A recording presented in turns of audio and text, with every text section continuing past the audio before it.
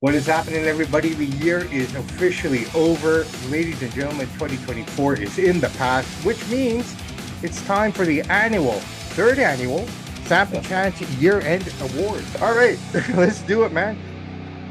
Wrestler of the Year, male. Who did you have?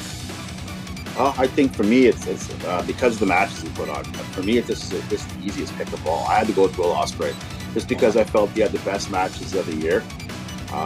Came into AEW hot. Overall, just watching his matches and trying to compare it to other guys that I thought could have had it, I had to give it to Will just because I thought he had the best couple matches of the year. So Will Ospreay to me because he's so exciting.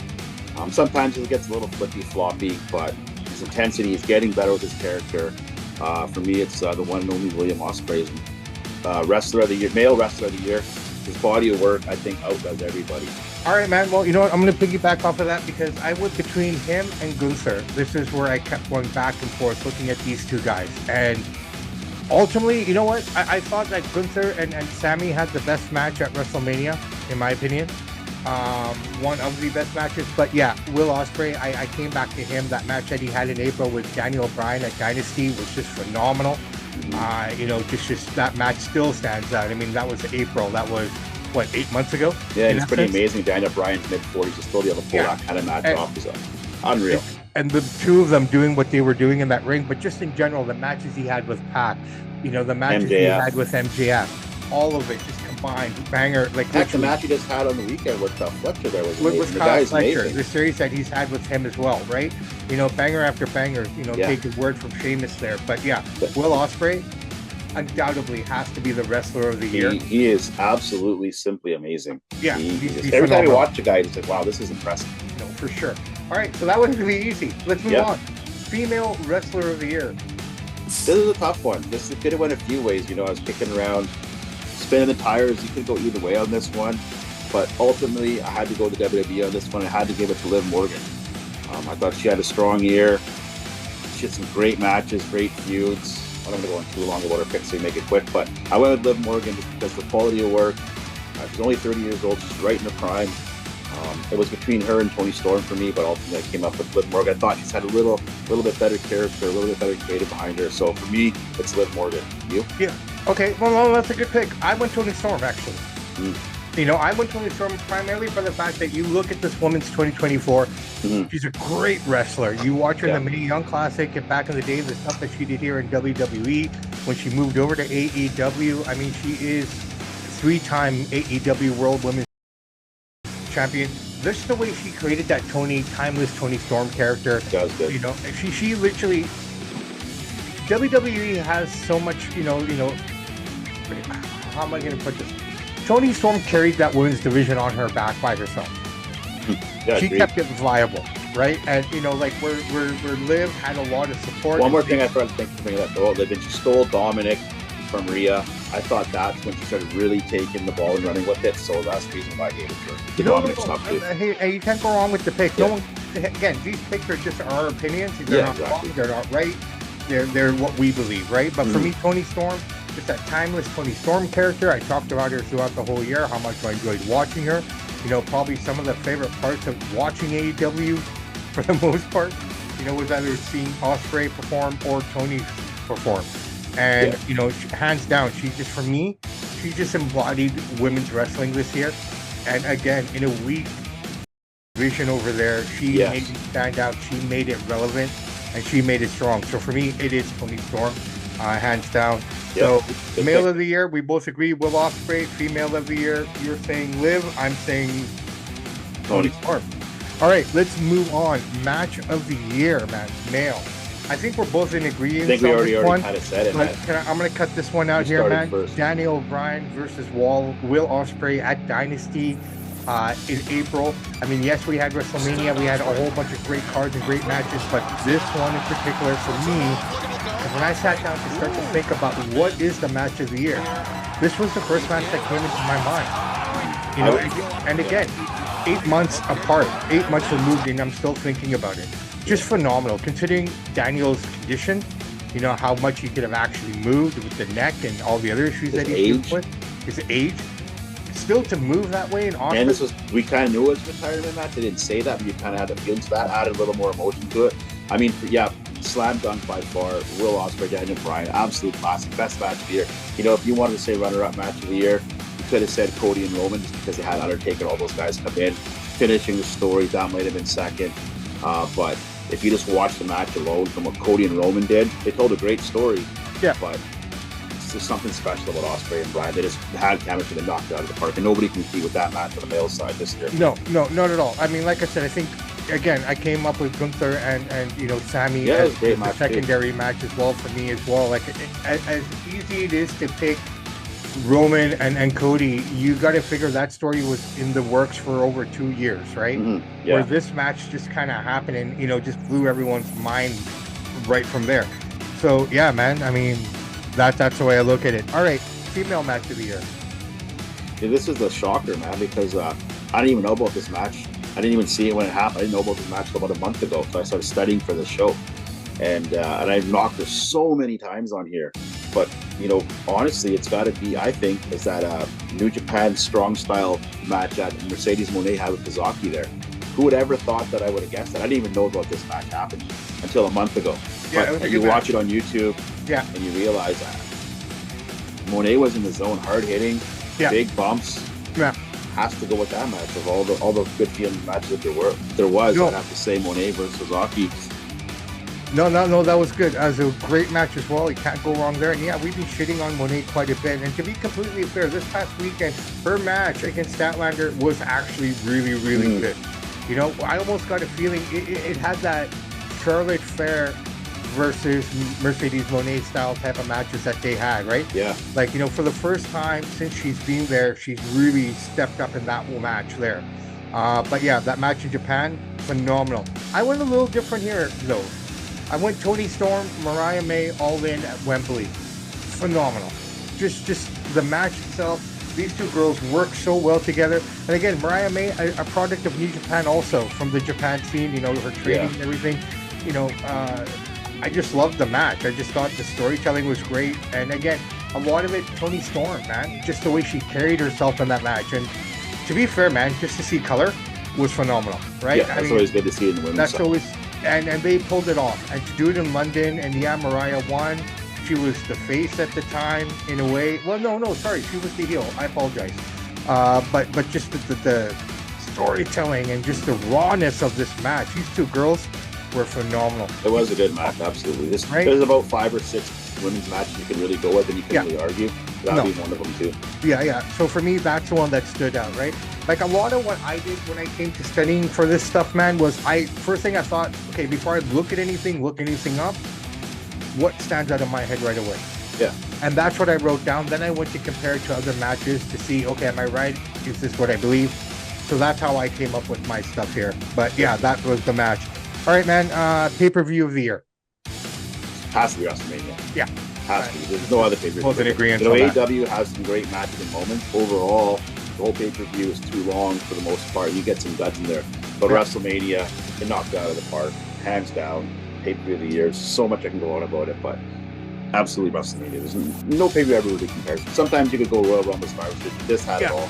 You know, WrestleMania. WrestleMania 2 nights, you can't go wrong. And I'll be honest, man, it's just like, you know, you finish night 1 and, you know, you go into night 2 and you don't know what to expect, but, you know, night 2 turns out to be even better. You know what I mean? Like, I mean, if I think about it, I would say not because of the Cody stuff and Rock stuff, you know, the Cody and Roman match in that match in there. Just the way night 2 started with Seth against Drew.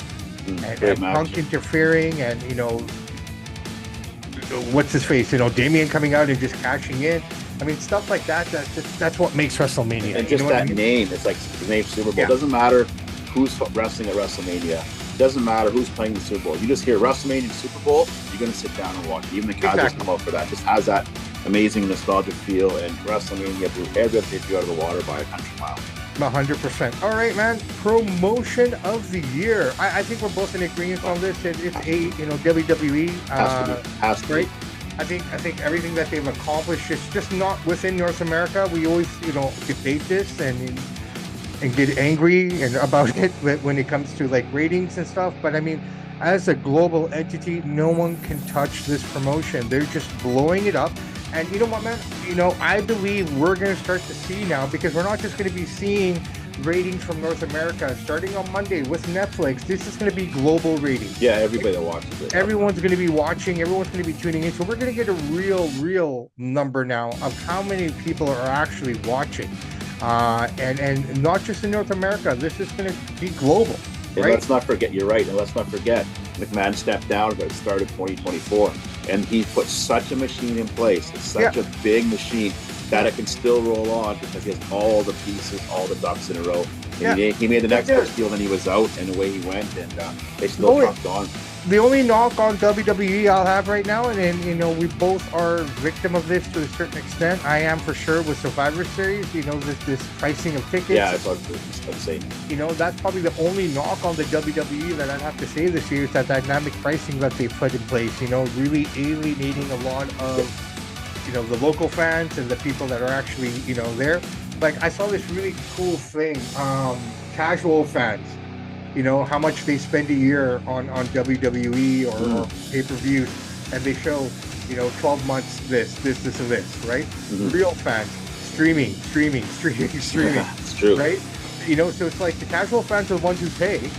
Yeah. But the real fans are the ones who are not paying anything, but are there all the time. Yeah. And another thing about why we're saying WWE is the best promotion, they have the best male talent in the world.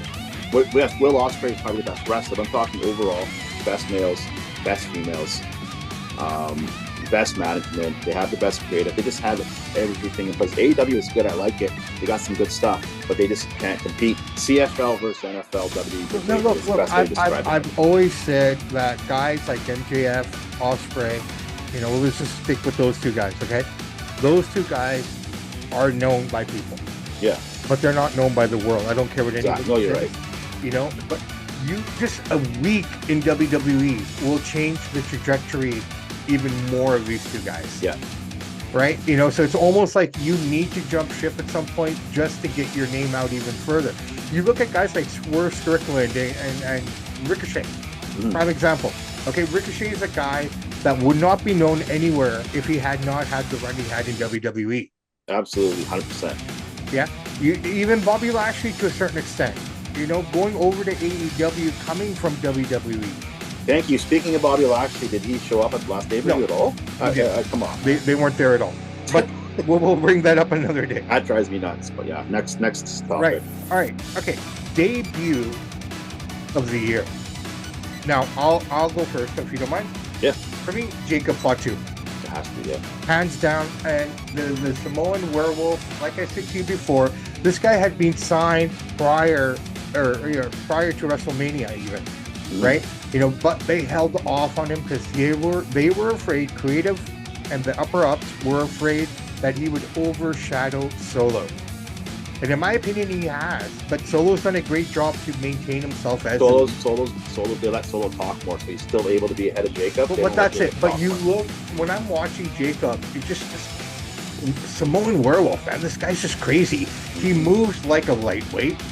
He can fly like a lightweight. Like, I don't know what it is with these Samoans. They got big behinds, but they can fly like nobody. Oh, yeah, they're strong.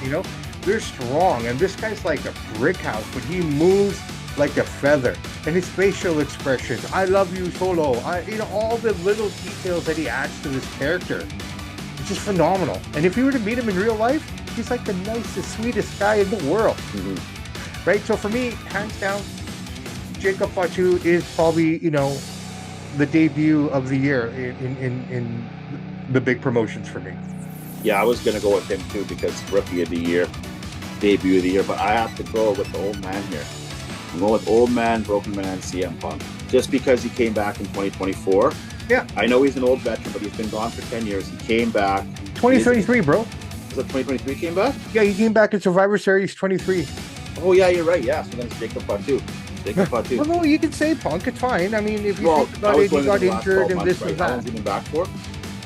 Well, now it would be over 13 months now, maybe. Yeah, okay, so that's why I had I still, yeah, it depends when it goes 2024. But I'm going. You can say because he did get injured at the Rumble. Yeah. And he did, he had his on-roll performance, like on TV. But you're right, he's come back in Survivor Series, but But I mean, Punk is fine too. I mean, like this is where it can kind of get interesting here. Like, how, yeah, I'm saying I got to stay with Punk because of he came back mostly in 2024, big impact. The crowd loves him, so I'm going to go with CM Punk because it's been so long and all the hype behind it. Fair enough, man. All right, feud/storyline of the year. Well, not my favorite, but I mean, probably the best one. They put the most into it is Cody finishing the story.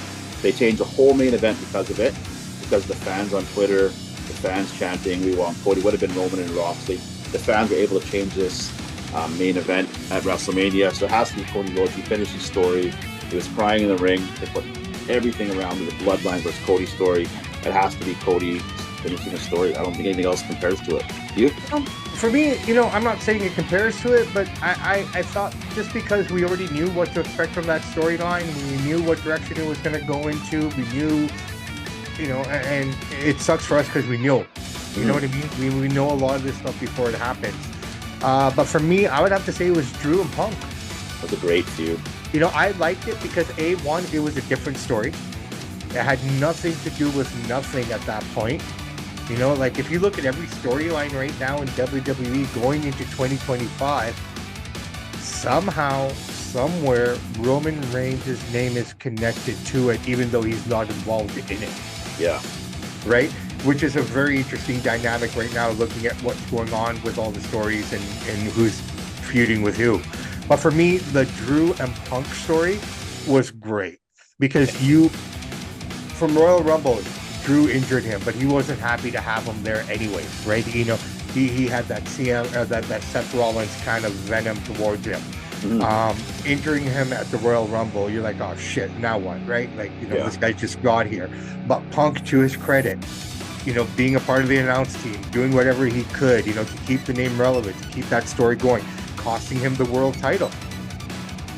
Right? Well, my favorite part about the whole story, they had a great match too. But my favorite part of the whole story was the promos, because you could tell they brought some realism to it. They're insulting each other, shooting on each other a little bit, and that adds a little more drama, which makes you want to watch the match. It was a little more realistic. Yeah. I mean, including the bracelets, all that kind of stuff. I mean, that was great marketing right there. I mean, how many of those bracelets did they sell? Yeah. You got to think about it, right? They manufactured a whole bunch of these things, selling them at the shows and everything like that. But then that Hell in the Cell was just like, when he hit him with that toolbox, right? I mean, that was a shoot shot. I don't care what anybody says. He got opened up the hard way. Yeah. And, just the blood, all of it. Like, I'm not saying I love blood and gore, but in the right moment, in the right story, it fits. Yeah, it's phenomenal, right? Like, even I had to cringe just watching that blood come out of him. Like, oh my God, this guy's, But so for me, that was the storyline and feud of the year. Because it was completely different, right? And we still have the Roman stories and stuff going on, but they're different now. They're not the same story, obviously. Yeah. But we have come to expect things to happen with the bloodline and this and that. So this is an amazing story for me. All right, man. I think we are at the point now where we're looking at the announce team of the year. For me, very simply. Oh no. 1 second here, live video.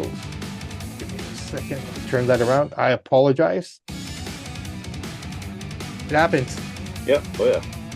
We're live. 1 take only. There we go. All right. Pardon for that. For me, very simply, announcing team of the year: Joe Tessitore, Wade Barrett, the Raw team.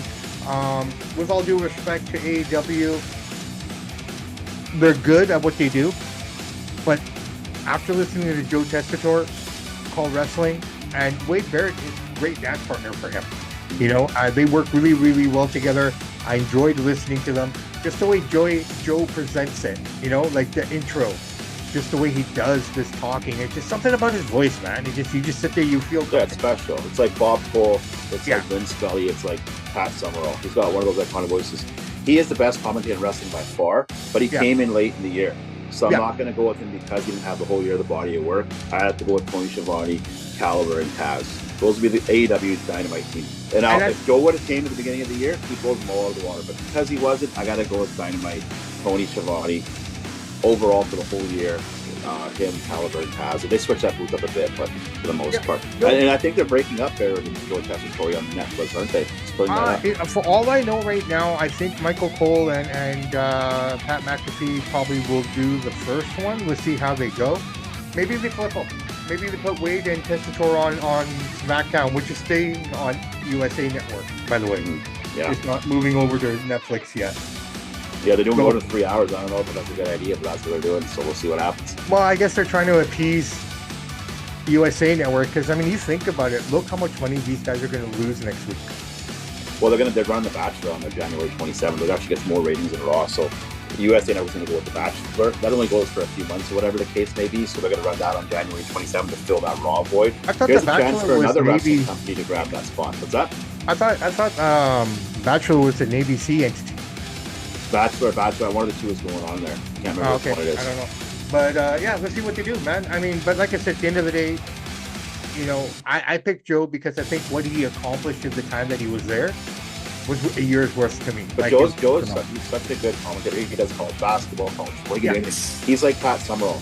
They can call any event. Jim Ross in his prime. You just give them the event, whatever it is, they'll study it up, and they can just present it in such a good way. Joe is the best commentating, but his body work is so small. Here's why I picked Joe. Okay, I picked Joe I picked that team very simply for this one fact. When he started commentating, he commentated like he'd been there for years. Mm-hmm. Right? He was able to piece things together. He was able to pick moments from 10, 12 years ago to include into what he was describing. You know what I mean? That's because all the greats, and there's only a handful of them, they study so much, they know what they're doing, and they wouldn't commentate. No. But I found that absolutely phenomenal. That's why I picked that team for myself, is the fact that this guy picked up the ball, and it looked like he was never there before. He looked like he was always there. Like if you had turned on the program and didn't know that was his first night, you would have thought this guy was calling this program for the last 5 years. Yeah, well, that's what I was saying. All the great commentators, there's only a few of them, doesn't matter what sport. It's their first game they've ever called. You know, Vince Scully will call a football game. There's a baseball guy. He called the 49ers Super Bowls all the time. And you can just listen to this guy has done it his whole life, even though he's only done it a few times. So that's what makes Joe special. But for me, AEW, Dynamite, Shivani, just because of the body of work. But yes, Joe is my favorite, hands down.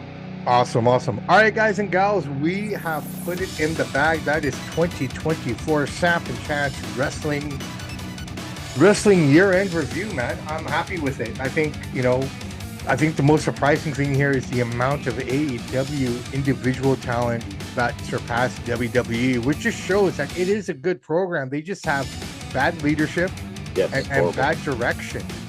And one more thing while we're wrapping up the year in wrestling, TNA Impact is not going to be on Sportsnet.